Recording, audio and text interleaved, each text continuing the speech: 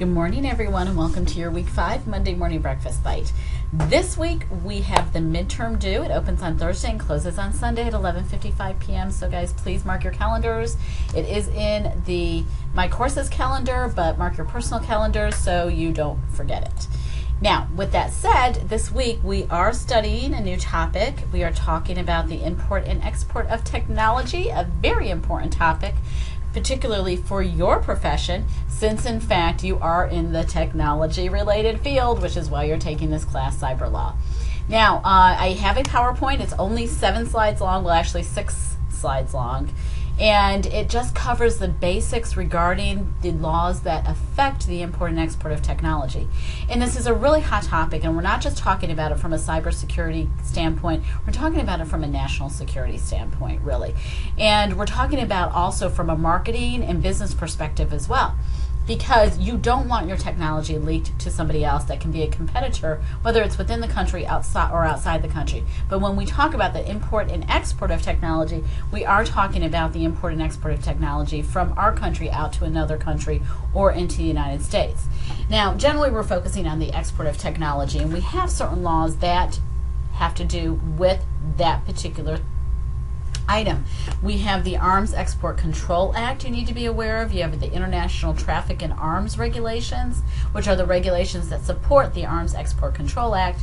We have the Export Administration Act of 1979, and then we have the regulations again that support that, because let's remember that we have our overall federal laws and then we have regulations, and the regulations are created so that we can make those statutes, those overall federal laws, which are the statutes themselves, more understandable so they can be better implemented and enforced. Because what happens when a statute is created, which is an act, we make they are created in a broad spectrum, and so you can't necessarily always understand when you're reading a particular section of an act how we're going to go about applying that. The regulations go in, and the administrative agency for that particular type of law will create regulations that support it and help define that particular section so that it can be enforced, it can be policed, and it can be implemented. So that's where the regulations are always there to complement a federal statute. If it's on the federal level, if we're talking about state statutes, then our administrative code at the state level is there to support the state statutes. You also have the Trading with the Enemy Act. We have the International Economic Powers Act, and then some little acts in between. If you think about it and look at any federal statutes regarding nuclear energy, that also would apply under this particular section, the import and export of technology. Because when you take your computer, whether it's your personal computer or your business computer, more importantly your business computer, across international boundaries, whether you're going to Canada or Mexico, or whether you are going on business or you're going for personal reasons, when you are exporting, you're taking that computer with you. Technically you're exporting technology. It is very important that that computer never leave your custody, especially if you're talking about working in a very sensitive field. That would actually apply to you. Now I want you to go to slide 6, and I want you to pay attention when you're looking at the PowerPoint of the penalties involved, because we're not just talking about imprisonment, we're talking about civil fines and criminal fines up to $1 million per violation.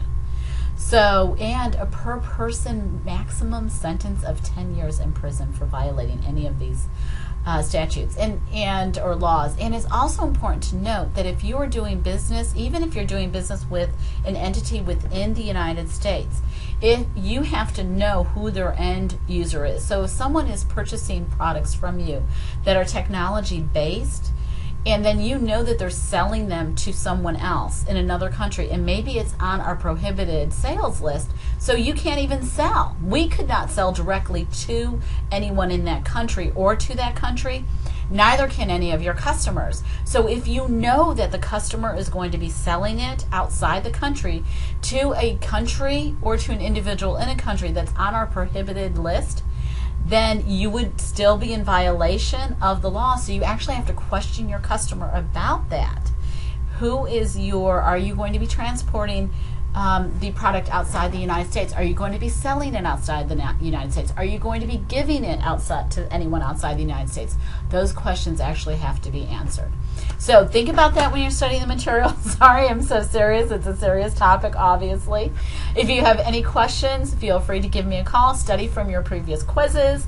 The midterm is based on all the material that you've already looked at so far.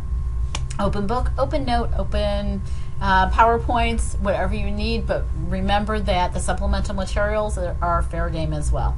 Have a great week 5.